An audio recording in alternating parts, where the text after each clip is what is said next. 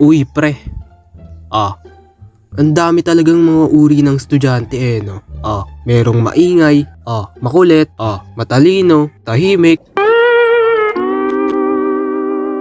Alam mo yun, pre, pag yung isang bata kinagat ng pagkain yung pinto sa pader ng kurtina? Oo pre, agree ako dyan. Ha?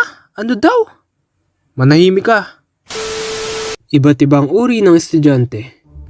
Sa paaralan, maraming uri talaga ng estudyante kang makikilala. Katulad nito. The Ghost. Ito yung mga estudyanteng biglang nawawala ng parang bula. Tas minsan bigla na lang nandyan. Lunes. Present ma'am. Aray ko. Martes. Ay, absent yung katabi ko ma'am. Miyerkules. Present po. Huwebes. Biyernes. Mr. Ken, nandyan ba?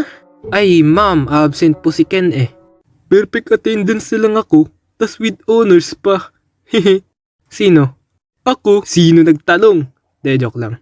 Tapos, ito yung sunod-sunod na absent tuwing Biyernes. Kasi nga para sa kanila, weekend na. Halos lahat ng to ay mga kalalakihan. Pre, papasok ka bukas? Oo naman, ikaw ba? Hindi. Biyernes naman Hehe. Sino nagsabing pwedeng umabsent bukas, ha? May quiz tayo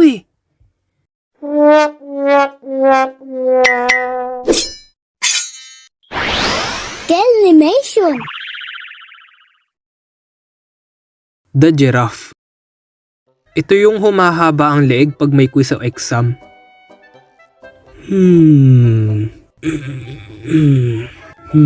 Hoy, ba't ka nakatingin sa sagot ko, ha? Nangungupya ka Ha? Hindi Ano ka ba, nag-stretching lang ako ng leeg? Hindi lang humahaba ang leeg ng mga to, kundi nagiging telescope din ang mga mata.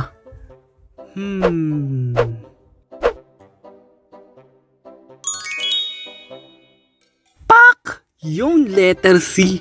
Hehe. Talagang basta makakita ng sagot, lumilinaw ang mga mata. The Foundation Day. Ito yung estudyanteng akala mo laging may pupuntahang okasyon. Uy, be, pahiram naman ako ng makeup mo. Ayoko nga. Sige ka, maghahalo-halo yung libag natin. Ay, damot mo naman. Naalala mo ba yung nilibre kita ng siomai? Shhh! Ay, naku, be, last year pa naman yun. Baka naman kalimutan mo na siguro. Ang damot mo talaga. Sige na, ililibre na lang kita ng milk tea mamaya. Hehe. Talaga ba? Ay, sige na nga. Uto-uto ka talaga.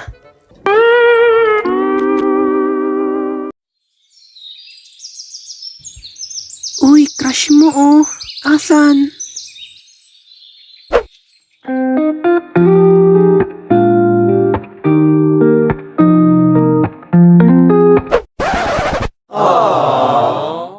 Bakit titig na titig sa akin yun? Crush ka ata nung classmate ko, boy. Kaya nga sobrang blush yung mukha ni ate. Pero crush ko din siya.